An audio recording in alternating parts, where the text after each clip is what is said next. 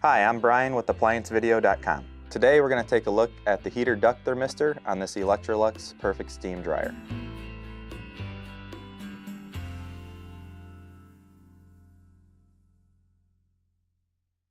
Stop! Before beginning any repair, always be sure to disconnect the power to the appliance. It is also recommended to test the outlet for proper voltage. A faulty heater duct thermistor on this Electrolux dryer would result in error code 73 or 74. The unit would either overheat or not heat at all. To begin this repair, click on the link below to view this repair video.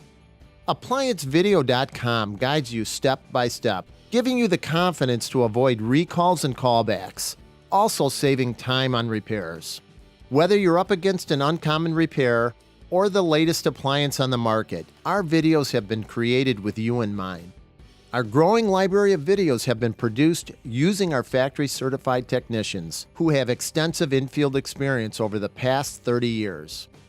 ApplianceVideo.com provides high-quality repair videos that anyone can follow, regardless of their skill level. We are here to help. Click on the link below to view this repair video and let us help you do it right the first time.